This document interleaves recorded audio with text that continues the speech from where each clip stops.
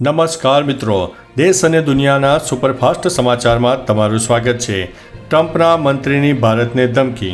અમેરિકી રાષ્ટ્રપતિ ટ્રમ્પના મંત્રી હોવાર્ડ લુટનિકે ભારતને ચેતવણી આપતા કહ્યું છે કે જો ભારત અમેરિકા પરના ટેરિફ ઘટાડશે અને રશિયા પાસેથી તેલની ખરીદી બંધ કરશે તો જ વેપાર વાટાઘાટો શક્ય બનશે। લુટનિકે ભારતીય આયાત પર 50% ટેરિફ લગાવવાનો યોગ્ય ઠેરવતા કહ્યું છે કે આ ટેરિફ માટે ભારત પોતે જવાબદાર છે। તેમણે ભારતના વેપાર સંબંધોને એકતરફી ગણાવ્યા અને કહ્યું કે ટ્રમ્પ પ્રશાસન વર્ષો જૂની ભૂલો સુધારવા માગે છે। મિત્રો, અન્ય મહત્વના સમાચારની વાત કરીએ તો મહારાષ્ટ્ર સરકાર અનામતમાં ફસાય। મરાઠા અનામત આંદોલનના કારણે મહારાષ્ટ્ર સરકાર મુશ્કેલીમાં છે। સરકારે મરાઠાઓને અનામત આપવા માટે જાહેર કરેલા આદેશ પર રાજકીય ગરમાવો આવ્યો છે। એક તરફ ઓબીસી, એસસી અને એસટી સમુદાયો આ આદેશોનો વિરોધ કરી રહ્યા છે, તો મુખ્યમંત્રી દેવેન્દ્ર ફડણવીસે સ્પષ્ટતા કરી છે કે આ આદેશ ઓબીસીના અધિકારોને અસર કરશે નહીં।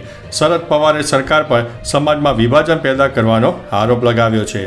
મિત્રો, અન્ય મહત્વના સમાચારની વાત કરીએ તો આરોપી મનસુખ લાખાણીની ધરપકડ। અમદાવાદના બિલ્ડર હિમંત રૂડાણીની હત્યા કેસમાં મોટો ખુલાસો। મુખ્ય આરોપી મનસુખ લાખાણીની ધરપકડ કરવામાં આવી। પૂછપરછ અને 3 આરોપીઓની કબૂલાત પરથી તેમની ભૂમિકા સામે આવી।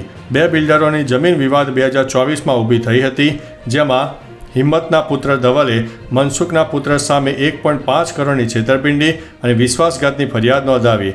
મનસુખે રૂડાણીની હત્યા માટે સોપારી પણ આપી હતી અને તપાસ હાલ ચાલી રહી છે। મિત્રો, અન્ય મહત્વના સમાચારની વાત કરીએ તો ગુજરાત હાઈકોર્ટમાં એક ઈમેલથી ખળભળાટ મચી જવા પામ્યો છે। ગુજરાત હાઈકોર્ટને બોમ્બથી ઉડાવી દેવાની ધમકી મળી છે। અજાણી વ્યક્તિ દ્વારા મોકલવામાં આવેલા ઈમેલ હાઈકોર્ટના રજિસ્ટ્રારને મળ્યો, જેના પગલે સોલા પોલીસને જાણ કરવામાં આવી। પોલીસ હાઈકોર્ટ ઉપર પહોંચી અને તાત્કાલિક તપાસ શરૂ કરવામાં આવી। આ પ્રકારનો ધમકીભર્યો ઈમેલ 3 મહિનામાં 4થી વાર મળ્યો છે। હાઈકોર્ટની સુરક્ષા કડક કરી દેવામાં આવી છે અને પરિસરના ખૂણે ખૂણાની તપાસ કરવામાં આવી રહી છે।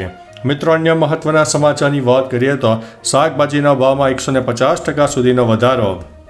નવસારીમાં છેલ્લા 25 દિવસમાં શાકભાજીના ભાવમાં નોંધપાત્ર વધારો થયો છે, જેનું કારણ નાસિક વિસ્તારમાં પડેલો ભારે વરસાદ છે। 20 ઓગસ્ટ સુધી ભાવ નિયંત્રણમાં હતા, પરંતુ ત્યારબાદ તેમાં ઉછાળો આવ્યો છે। એપીએમસી નવસારીના ભાવ પત્રક મુજબ રીંગણના 20 કિલોના 1000થી 1500 રૂપિયા, ગુવાર ચોળી પાપડીના 1200થી 1400 રૂપિયા, તુવેરના 1000થી 2000, બટાકાના 180થી 380, કાંદાના 180થી 320ના ભાવે વેચાઈ રહ્યા છે। મિત્રો, અન્ય મહત્વના સમાચારની વાત કરીએ તો ગાંધીજીને ભાજપની ટોપી પહેરાવી ઝંડો પણ પકડાવ્યો। બિહારના મુઝફ્ફરમાં મહાત્મા ગાંધીની પ્રતિમાને ભાજપની ટોપી પહેરાવી અને કમળનો ઝંડો પકડાવતા વિવાદ સર્જાયો છે। કોંગ્રેસ અને આરજેડીએ આ કૃત્યને બાપુનું અપમાન ગણાવ્યું છે। આ ઘટના એનડીએના કાર્યકર્તા સંમેલન દરમિયાન બની હતી। બાદમાં આરજેડીના કાર્યકરોએ વિરોધ પ્રદર્શન કરીને પ્રતિમાને ગંગાજળથી સાફ કરી, જ્યારે ભાજપ આને આરજેડીનું કાવતરું ગણાવ્યું છે। મિત્રો, અન્ય મહત્વના સમાચારની વાત કરીએ તો દૂરદર્શનનો ગઈકાલે 66મો સ્થાપના દિવસ હતો। 15 સપ્ટેમ્બર 1959ના રોજ લોકસેવા પ્રસારક દૂરદર્શનની સ્થાપના કરવામાં આવી। આ વર્ષે તેના સ્થાપનને 66 વર્ષ પૂર્ણ થઈ ગયા છે। તાત્કાલિક રાષ્ટ્રપતિ ડૉક્ટર રાજેન્દ્ર પ્રસાદે દેશના પ્રથમ ટેલિવિઝન સ્ટેશનનું ઉદ્ઘાટન કર્યું। વર્ષ 1965થી નિયમિત સેવાઓ શરૂ થઈ અને 1982માં મુંબઈ અને અમૃતસરમાં સેવા વિસ્તરી, સાથે રંગીન પ્રસારણ શરૂ થયું। આજે દૂરદર્શન 24 કલાક માહિતી અને મનોરંજનના કાર્યક્રમો પ્રસારિત કરી રહ્યું છે। મિત્રો, અન્ય મહત્વના સમાચારની વાત કરીએ તો ભારત પાકિસ્તાનની આખી મેચ ફિક્સ હતી। શિવસેનાના સાંસદ સંજય રાઉતે ભારત પાકિસ્તાન મેચ અંગે મોટો દાવો કર્યો છે। તેમણે કહ્યું છે કે ભારત પાકિસ્તાનની આખી મેચ ફિક્સ હતી। આ મેચથી પાકિસ્તાને 1000 કરોડ રૂપિયાનો ફાયદો થયો છે।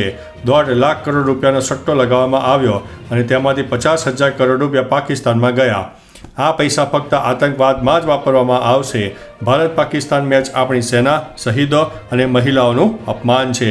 મિત્રો, અન્ય મહત્વના સમાચારની વાત કરીએ તો અમદાવાદ, સુરત અને રાજકોટ કરતાં વડોદરા વિકાસમાં પાછળ જોવા મળ્યું। વડોદરા શહેર બીજેપી પ્રમુખ ડૉક્ટર જયપ્રકાશ સોનીએ તાજેતરમાં મોટું નિવેદન આપ્યું છે, જેમાં તેમણે કહ્યું છે કે અમદાવાદ, સુરત અને રાજકોટ જેવા મહાનગરોની તુલનામાં વડોદરા વિકાસમાં પાછળ રહી ગયું છે. આ કબૂલાત વડોદરાના ઝડપી વિકાસ માટે વધુ પ્રયાસો અને જરૂરિયાત ઉપર ભાર મૂકે છે. અગાઉ વિપક્ષોએ આ વાત કરતા હતા, પરંતુ હવે શાસક પક્ષ નેતાઓ તે સ્વીકારી લીધું છે. મિત્રો, અન્ય મહત્વના સમાચારની વાત કરીએ તો હેડ કોન્સ્ટેબલ દારૂના નશામાં ઝડપાયો છે. વડોદરામાં દારૂબંધીના નિયમોનું ઉલ્લંઘન કરતો વધુ એક પોલીસકર્મી ઝડપાયો છે. ચાંપાનેર પોલીસ ચોકી પાસે ફરજ બજાવતો હેડ કોન્સ્ટેબલ સંજયસિંહ પ્રતાપસિંહ રાઠોડ દારૂના નશામાં લોકો સાથે ઝઘડો કરતો જોવા મળ્યો.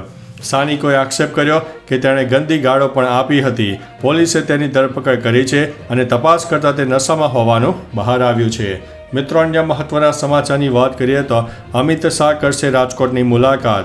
સપ્ટેમ્બર મહિનામાં કેન્દ્રીય ગૃહમંત્રી અમિત શાહ ત્રીજી વાર ગુજરાત પ્રવાસ કરશે. 22 સપ્ટેમ્બરના રોજ રેસકોર્સમાં આયોજિત રાજકોટ જિલ્લા બેંકની સામાન્ય સભામાં અમિત શાહ હાજરી આપશે. આ સાથે કેન્દ્રીય ગૃહમંત્રી અમિત શાહના વરદ હસ્તે સ્વર્ગવાસી વિઠ્ઠલ રાદડિયાની પ્રતિમાનું અનાવરણ પણ કરવામાં આવશે. તો ચાલો મિત્રો, ફરીથી દેશ અને દુનિયાના સુપરફાસ્ટ સમાચાર લઈને મળતા રહીશું. ત્યાં સુધી અમને રજા આપશો. નમસ્તે.